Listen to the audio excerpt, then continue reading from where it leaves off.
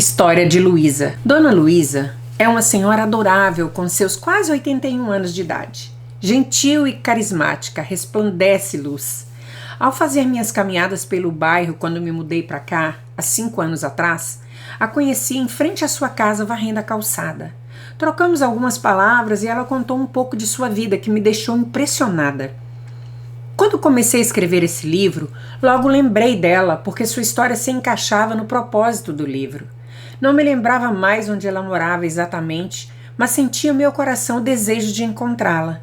Por pura coincidência ou não, diria que foi propósito de Deus, ao caminhar com meu esposo pelo bairro, me deparei com seu sobrado. Ela estava na varanda, bem no cantinho, na cadeira de balanço, tomando um chimarrão.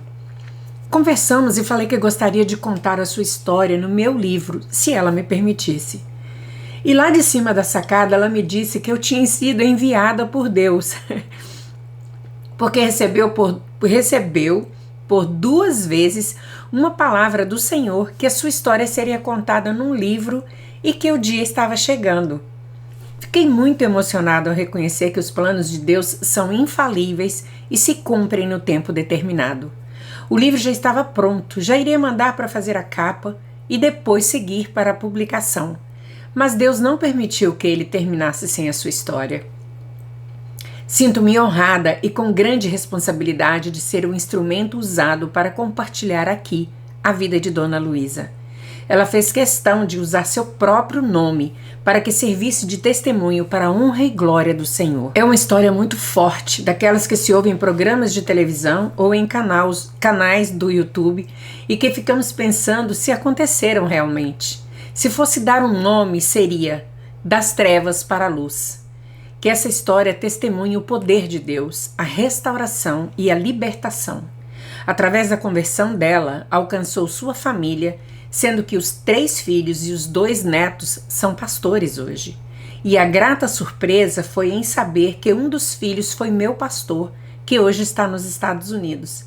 Eu mesma vou contar sua história, conforme ela narrou. Depoimento. Quando ela tinha 10 anos, sua família era muito amiga de um homem importante que trabalhava no fórum da cidade. Este homem a convidava para passear no mato com ele. E ali começaram os abusos.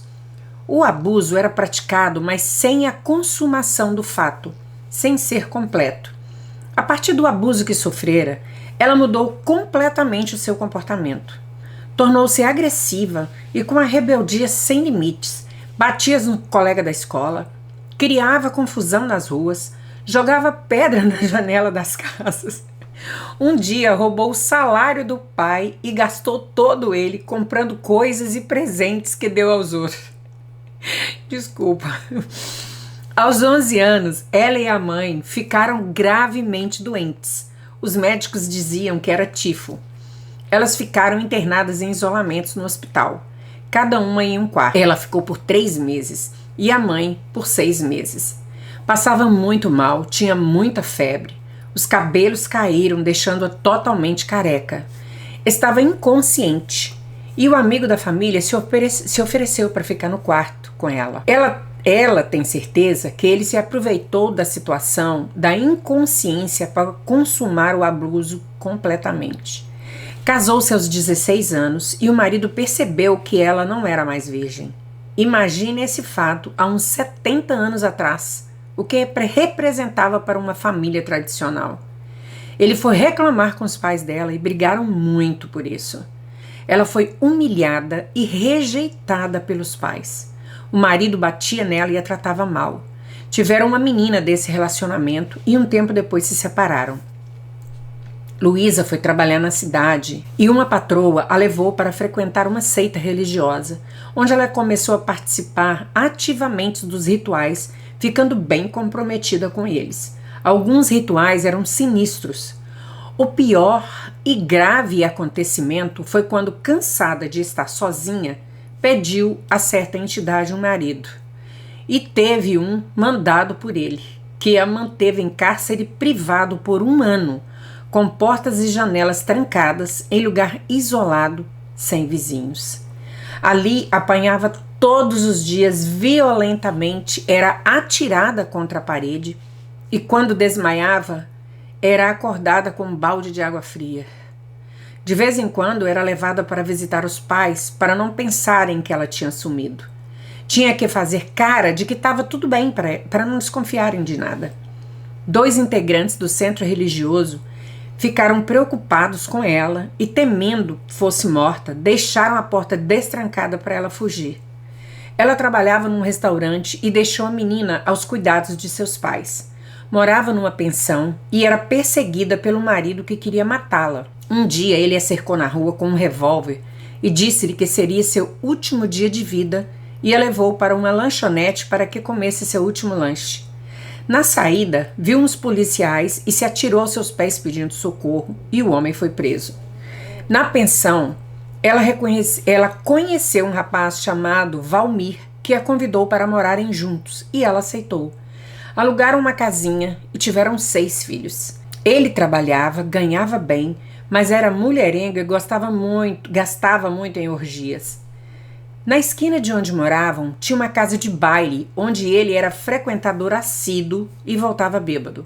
O marido e a dona do estabelecimento a convidavam a frequentar os bailes, porém ela não gostava de festas e ainda tinha que cuidar de 6 crianças. Um dia, o marido a convenceu a ir e deixar os filhos em casa. Ali, ela tomou licor e na segunda dose já se sentiu diferente, dançando com todos e se divertindo muito. Começou a frequentar todo final de semana, tomou gosto pela bebida e tomava em casa caipirinhas e batidas e depois foi para a cachaça. Tornou-se viciada, era uma alcoólatra. Ficou internada várias vezes para tratamento do alcoolismo. Ali, na primeira vez, foi internada no hospital psiquiátrico quando foi levada por 8 bombeiros que procuravam detê-la, pois carregavam um bebê num braço e no outro um bastão de madeira que saía quebrando os vidros das casas. Estava totalmente descontrolada pela bebida. Ficou 60 dias internada e um dia no banheiro disse: Deus, devolva a minha vida porque tenho 7 filhos e um neto para criar.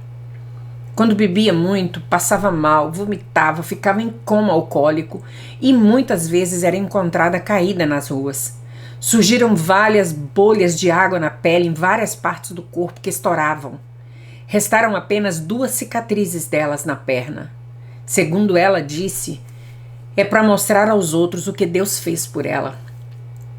Depois de voltar para casa após os internamentos, o marido não ajudava dando apoio e continuando o tratamento. Ao contrário, dizia-lhe que ela nunca deixaria a bebida e assim ela recaía. Parecia que ele tinha prazer em interná-la. Na última vez que tentou levá-la para ela ficar no hospital de recuperação, o diretor disse que não iria mais aceitá-la porque ali ela era tratada, ficava boa e quando ia para casa não tinha apoio e o tratamento não continuava. Um dia, ela quebrou coisas em casa, cortou com faca os móveis e uma penteadeira cheia de perfumes da filha e ainda rasgou todos os cadernos e livros escolares das crianças. Depois, quando voltou a si, se arrependeu e se entristeceu. Saiu daquela seita religiosa e ia às vezes em algumas missas e alguns cultos buscando algum conforto. Uma vez ficou encostada na porta de uma igreja e viu umas mulheres cantando, dirigindo louvor, e achou aquilo muito lindo. Pediu a Deus que gostaria um dia de ser como elas e cantar tão bem quanto elas. Luísa me disse que Deus naquele dia ungiu suas cordas vocais porque ela canta muito bem, com uma voz bem afinada e louva ao Senhor, hoje nas igrejas.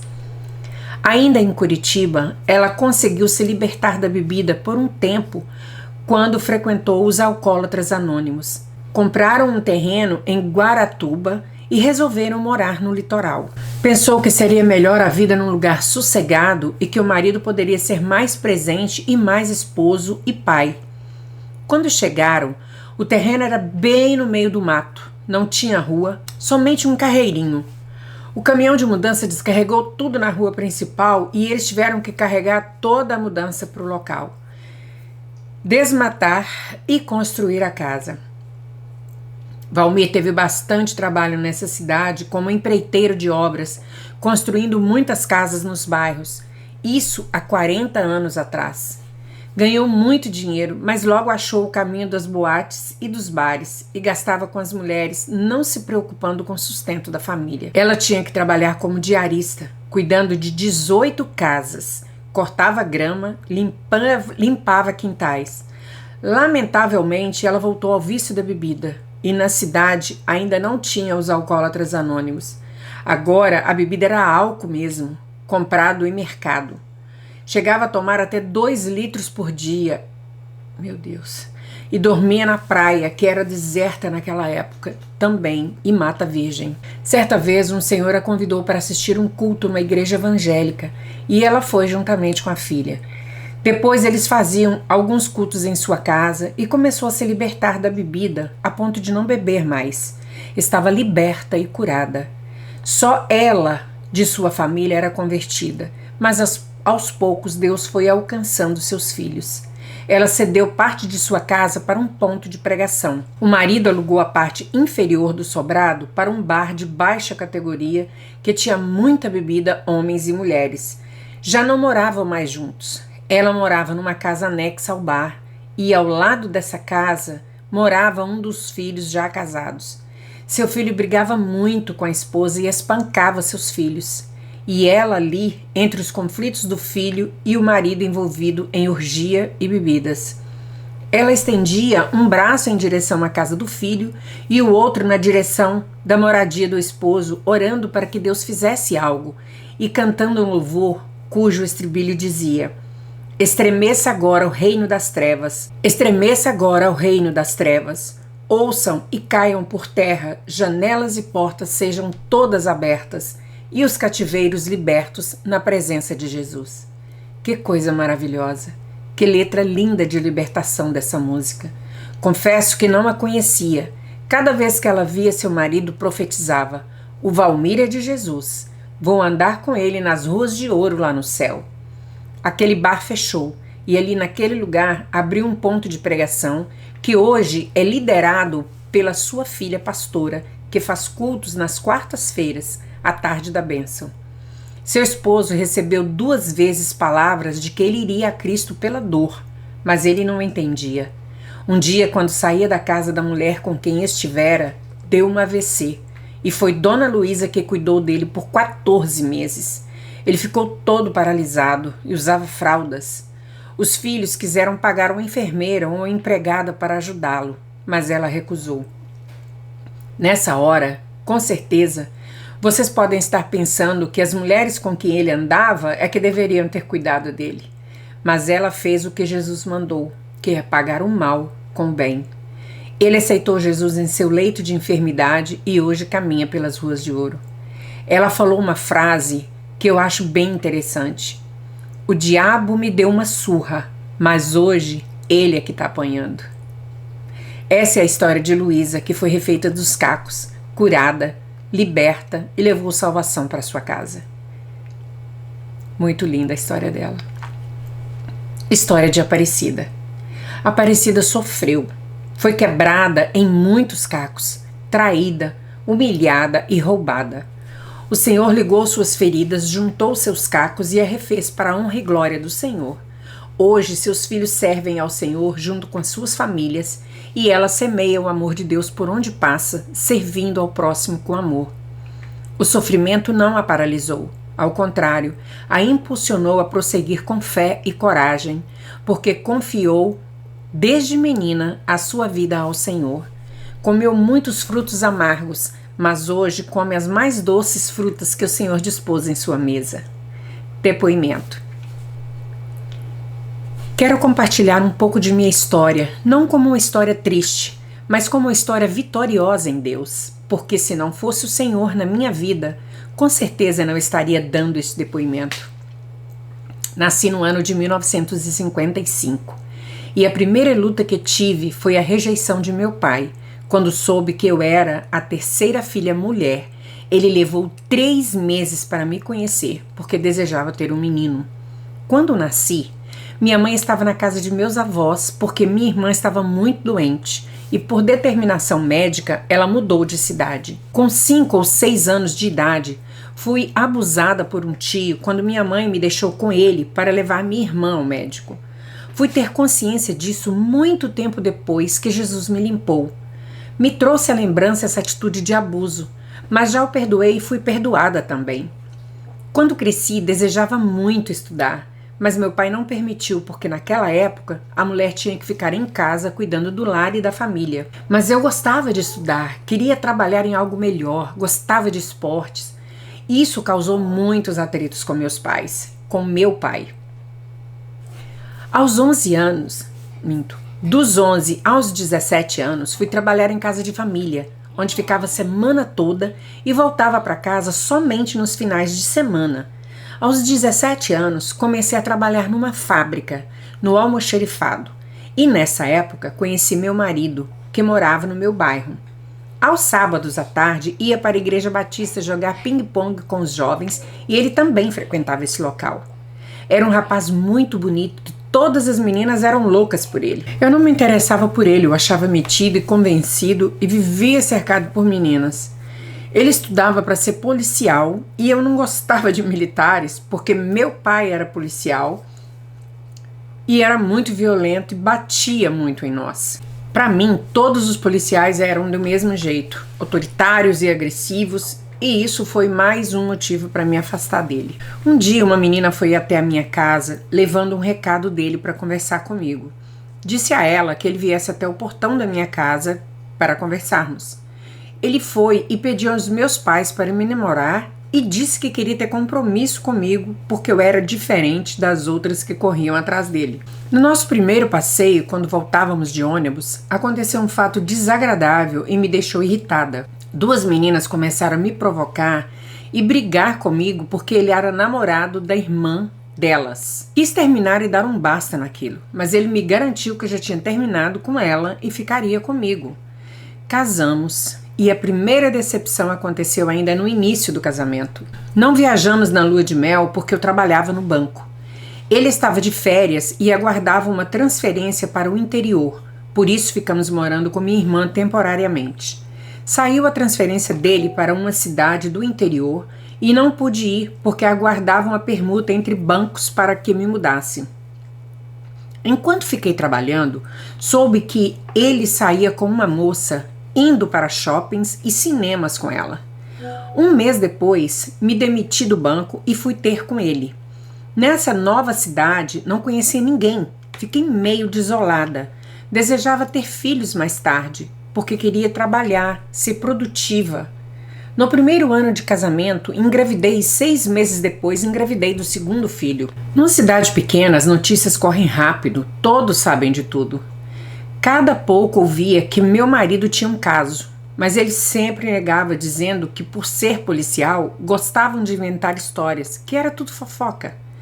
Mudávamos para várias cidades, mas as histórias continuavam e ele sempre negando. Quando os meninos tinham 5 e 6 anos, engravidei da minha filha. Meu esposo era de lar cristão, mas não era convertido realmente. Então eu sozinha levava as crianças para a igreja, e hoje eles servem ao Senhor. Um deles é pastor e um neto estuda teologia. Fomos certa vez numa cidade e uma mulher estava furiosa nos perseguindo para brigar. Não sei o que tinha acontecido entre meu marido e ela, mas fomos rápidos para casa. Foram diversas situações e histórias assim, sempre de traição, que meu marido namorava, que ficava com alguém. Pensava que casamento é para sempre e deve ser mantido. Acho também que não é somente um que erra num relacionamento, os dois erram, e sei que também errei. Tempos depois, ele foi transferido para Curitiba. Fomos morar um tempo com minha sogra.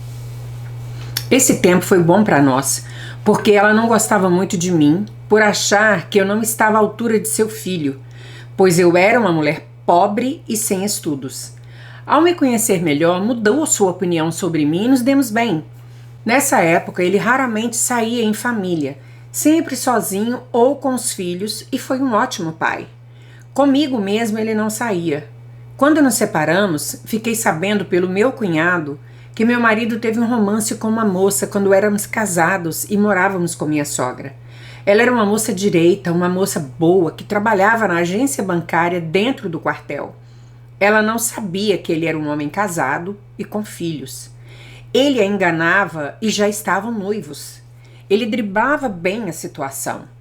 Namoravam no trabalho e nos fins de semana, quando dizia ter compromisso com o trabalho e desculpas com o futebol. Assim, ele enganava a nós duas. Quando ela descobriu que ele era casado, ficou muito decepcionada. Saiu do emprego e mudou de cidade. Só fui saber bem depois dessa história, enquanto a família dele já sabia. Depois demos entrada num apartamento e nos mudamos para ele em outro bairro. Nossa vida estava melhorando e ele tinha sido promovido e estávamos conquistando nossas coisas. Chegou uma época em que ele começou a ter atitudes estranhas comigo. Não me deixava abraçá-lo, estava sempre cansado, começou a dormir no quarto das crianças. Quando lhe perguntava o que está acontecendo, dizia que não era nada, somente cansaço. As coisas começaram a piorar. Às vezes ele de madrugada sentava na cama e dizia: ela está me chamando e tenho que ir. Arrumava-se e saía. Um dia ele trouxe flores vermelhas para mim. Nunca tinha me dado flores antes. Senti mal-estar muito grande e até joguei fora. Um dia minha filha de 3 anos foi de manhã na minha cama com um pacotinho de doces. Ela tinha saído um dia antes com o pai, então lhe perguntei de onde eram os doces, se eles tinham ido a alguma festa. E ela disse: não, mamãe, foi a amiga do papai que me deu. Engraçado que ela beija o papai na boca.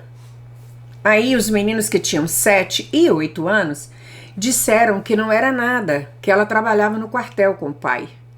Servi o café da manhã para eles e fui conversar com minha cunhada, irmã dele, que morava no mesmo condomínio. Cheguei na casa dela já chorando e ela me pedindo desculpa confirmou o caso.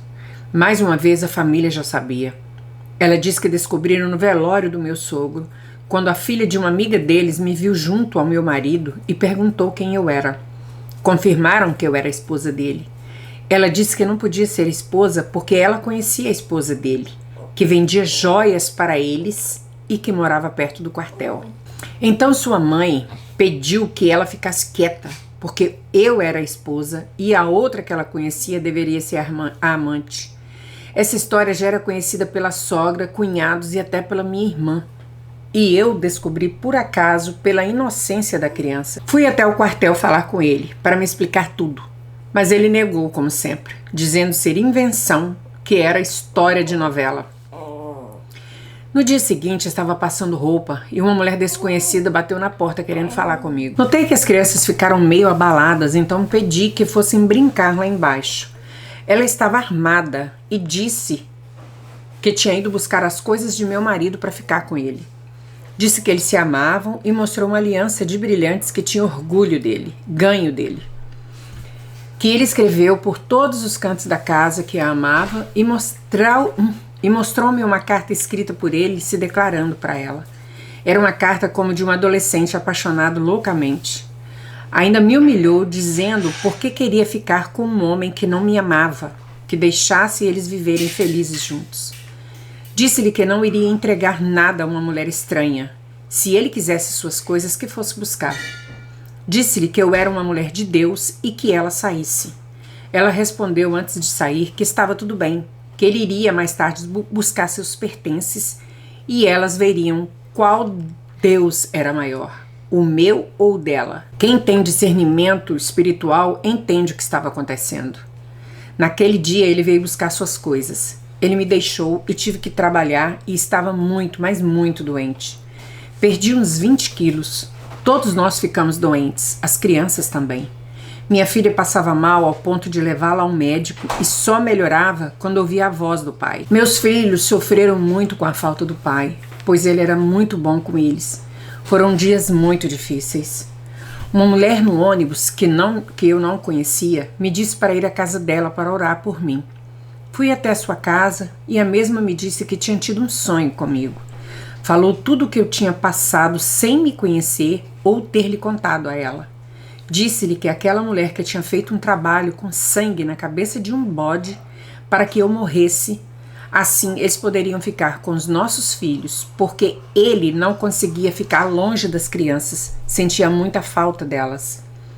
Isso explicava as mudanças repentinas dele. Ele ter se apaixonado loucamente por ela e ter saído de casa. Esse trabalho das trevas afetou muito a vida do meu filho mais velho, que era adolescente. O diabo tentou roubar o seu ministério pastoral que tem hoje. Ele tinha crises, quebrava as coisas dentro de casa, ficava nu em cima da cama em posição fetal.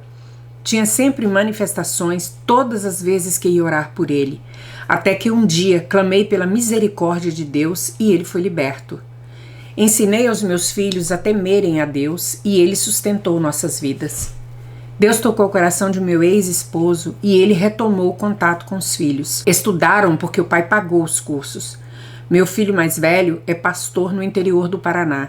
Meu segundo filho é oficial da Polícia Militar e minha filha é professora, com a qual moro hoje. Os filhos casaram e vieram os netos. Ele os visitava na medida do possível, sempre escondido da mulher. Ele faleceu repentinamente quando estavam na praia. Até hoje ficamos em dúvida quanto à causa do óbito, que foi de afogamento. Mesmo sabemos que ele não morreu afogado. Eles tinham comprado um apartamento na praia que tinha uma cláusula no contrato que se algum dos cônjuges morresse afogado, seria quitado. Outra decepção é que todos os bens estavam no nome dela. A casa, o apartamento da praia, o carro, a moto, o seguro, o dinheiro no banco. Isso tudo nos entristeceu muito, principalmente aos meus filhos, em saberem que tudo que o pai construiu, tudo que era de direito deles, foi tomado pela mulher. Eles não tiveram filhos, porém, ela tinha filhos de outro relacionamento. Portanto, a herança de meus filhos ficará ainda para outros estranhos, para os filhos dela. A herança do pai dele foi roubada, mas a herança do Senhor que eles têm está garantida para sempre. Deus é tremendo, é poderoso e tem nos sustentado. Louvo a Deus pelos meus filhos. Meu esposo é Jesus.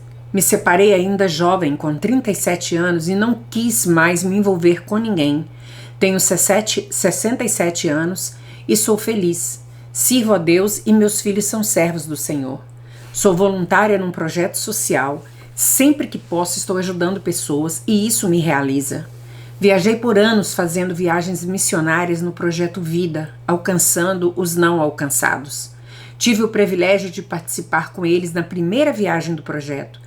Precisei sair para cuidar de meus pais que estavam muito idosos até eles falecerem. Então me senti sozinha, já que meus filhos já eram casados. Voltei ao projeto social trabalhando na sede, já que não podia mais viajar com a equipe de viagem. Fiquei voluntária trabalhando no bazar. Sofri um acidente há algum tempo atrás nesse local, onde machuquei muito meu pé, precisando de cirurgia. Hoje, devido a isso, uso bengala. Veio a oportunidade de participar do projeto Amor e Ação, da Prefeitura de Curitiba. Esse projeto atende mulheres de risco, que ficam na rua e não têm onde morar. Então, elas ficam num hotel social. Uma vez por mês, vamos lá levar um pouco de conforto para elas e fazemos coisas para aumentar a sua autoestima. Eu não sei cortar cabelo, não sei fazer maquiagem, nem manicure, mas sei fazer massagem. Então levo o meu creme e massageio os pés e mãos daquelas mulheres enquanto falo do amor de Deus, falando que assim como elas, temos nossos sofrimentos, mas que com o poder e amor de Deus nos refazemos dos cacos. Tive um dia um encontro com Deus e isso fez a diferença em nossas vidas. Um dia o autor desse projeto disse-me que um jornalista iria me telefonar porque as moças disseram a ele que tinha uma senhora que ia lá fazer massagem. Ele queria saber o que leva uma senhora de bengala, que tem limitação para andar, sair de sua casa e ir servi-las com tão pouco. O que leva a fazer isso a pessoas que vivem à margem da sociedade, pessoas que não são produtivas. Falei que amo a Deus acima de tudo, e se amo a Deus, segundo a palavra, amo ao meu próximo. Para mim é muito gratificante e saio de lá renovada. O bem que faço redunda num bem maior. Assinado Aparecida.